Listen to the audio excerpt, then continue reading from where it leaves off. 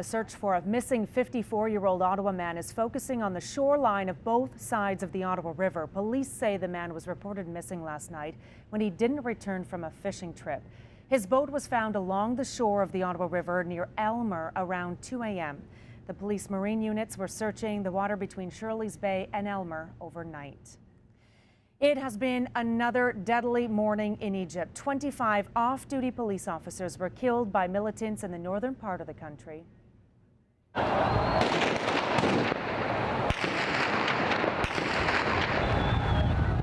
More than 900 people have been killed across Egypt since last Wednesday when security forces launched a crackdown on supporters of former President Mohamed Morsi. Yesterday, at least 36 Muslim Brotherhood prisoners were killed during an apparent escape attempt as they were being transferred to a prison. 2 Canadians were arrested last Friday during demonstrations in Egypt. South African sports hero Oscar Pistorius will go on trial in March in the death of his girlfriend. Pistorius has been charged with premeditated murder and illegal possession of ammunition. The 26-year-old denies murdering Reva Steenkamp on Valentine's Day, saying he shot her after mistaking her for an intruder. Prosecutors allege he killed her after an argument.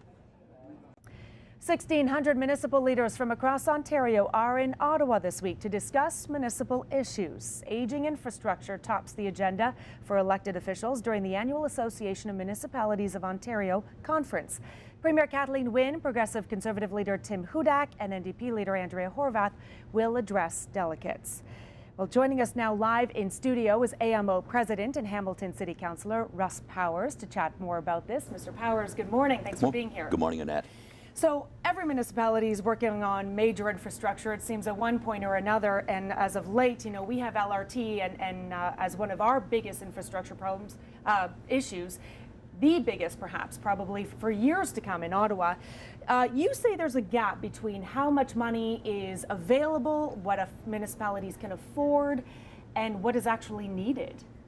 In Canada-wide, the gap is $120 billion. Wow. In Ontario alone, it's $60 billion is the gap between what municipalities are able to afford to do and actually what needs to be done.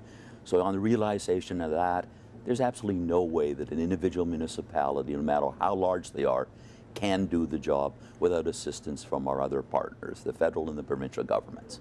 But the purse is always tight. It seems so difficult to be able to get the funding needed for these massive infrastructure projects. And that's only one element of what you'll be discussing this week. I understand the other issues to top your agenda are social services and employment costs for municipalities. Correct. So let's just use the segue into the infrastructure. Is in order to do other things, you have to find money. So if it comes in a grant to assist, particular infrastructure projects, that's right.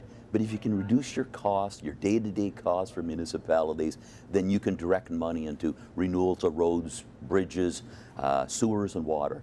There are a number of issues that have impacted municipalities for years to come, and we need the government collectively, the various parties that come together and agree.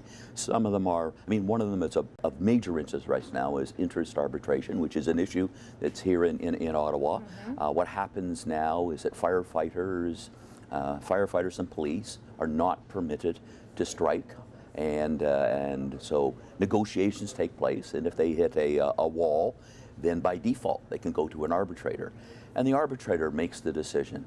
What we're asking for is transparency and accountability. Right now is that the hearing officers just render a decision, what we refer to as the cookie cutter solution. Mm-hmm. A decision in Toronto, if they render a decision that's similar to Toronto to say a small community like Fort Frances, and that it would have an impact. That Right. particular situation was that a decision was rendered. In Fort Frances? In Fort Frances, right. It would have forced a 4% increase in taxes just to deal with that. Just to pay for the firefighters? Just to pay for the firefighters, without anything else.